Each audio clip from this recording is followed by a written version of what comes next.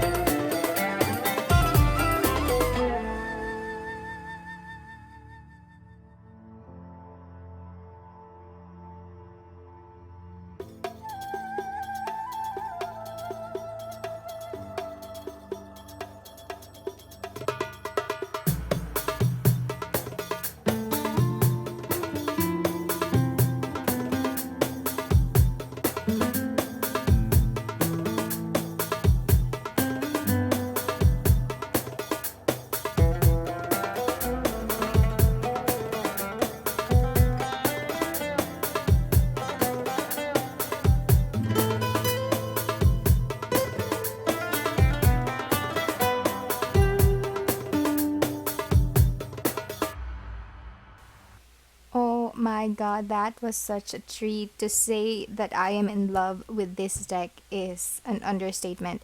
This is really beautiful. I was caught off guard with how stunning the images are. They're so emotive, expressive. Like, look at that. Even if it's just like the moon and you have like just somewhat silhouettes of these people right here, it just speaks volumes. The paintings are, I don't know if these are really paintings or whatnot, but they're really so beautifully done. I love every single pixel of each of the cards. It's just, look at that.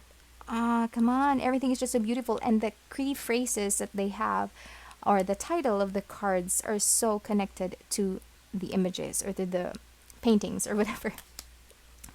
Gosh, this is just so beautiful. By the way, I noticed that it's not all black. They do have different borders for the bottom, and I think that's really cool because it allows them to kind of like play around with the colors and connect it with the actual image. Like for this one, you can see that it is mostly dark, and then you have like some swirls of colors happening around, and then yeah, you know what I mean. It's cohesive. This really took me by surprise, despite the fact that I already had a look at some of the images when I was doing my year-end unboxing. This is really the first time that I got to really sit down and, stare at the cards one by one. And yeah, I am having that warm feeling again, which really tells me that, this is, going to be one of my, one of my most reached for decks. I just believe that because one thing that I notice about me is I do like key phrases in my Oracle decks. Yeah, I do appreciate Oracle decks that have just adjectives on them, right? Like creativity or, I don't know, courage, or let's say nouns and adjectives and adverbs. And I think they're pretty good and all, but I've realized that, I do appreciate key phrases better just because, it is just one look and you already know, like, keep the faith. Okay, you need to keep the faith, embrace friendship. Okay, what do I need to do to kind of like, I don't know, pay more attention to the people or to my friends in my life, or maybe do I need to go out there and meet new people, meet new friends? Maybe that's the reason why I'm feeling a little bit, alone and whatnot. So embrace friendship, embrace the people that you have in your life, embrace the friends that you have connected with. It's always good to appreciate other people. Hold the connection. Once you embrace the friendship that you have with someone, you hold the connection. You don't just let go of them. So, these are actually really words or action phrases that you can apply to yourself on a day-to-day basis. Like, set your intentions. Okay, okay, so this is one way for me to manifest. This is a way for me to invite positivity in my life if that is what I want. You know what I mean? Like, yeah, these are just like guidance. You might think, okay, retreat. All right, so, like, what do you mean by retreat? It means retreat. Whatever it is that you're pushing forward, maybe it's not worth it. Maybe there's something else that you need to do. Maybe this cost is not worth it. So, retreat.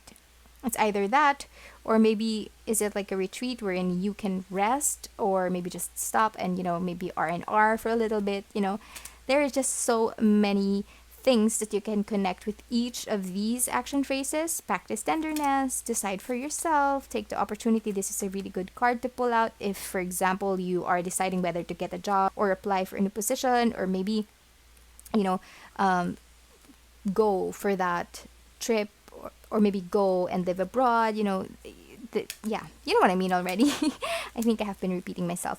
But yeah, these are just really so stunning. I love how the images are just so gorgeous all throughout, and it stuck to its theme, which is Sufism, and and where Hafiz is from is Turkey or Persia. So yeah, everything is just so wonderfully done. So okay, I'm gonna stop blabbing so that I can shuffle the deck for you guys. So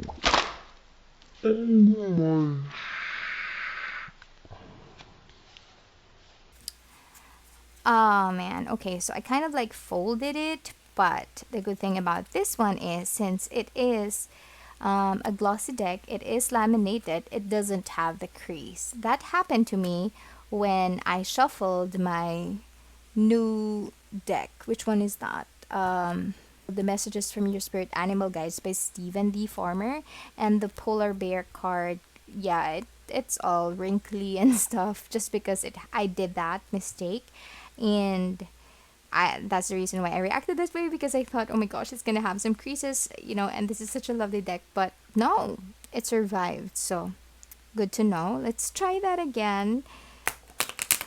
Okay, so let's see. I'm finding it difficult to shuffle. I don't know, maybe I'm just scared to ruin the deck, but let's see. Okay, do it again. Oh, I can't refill shuffle it. It slides so easily. Let me try one more. Yeah, no, I can't refill shuffle it just because it slides. It's very slippery. But you can also shuffle it this way. And yeah, let's pull a card and let's see what it means. Spirit, what's your message for everyone? Oh, okay. This card, the moment that I saw this card, I was like, oof, that is a really attractive tiger.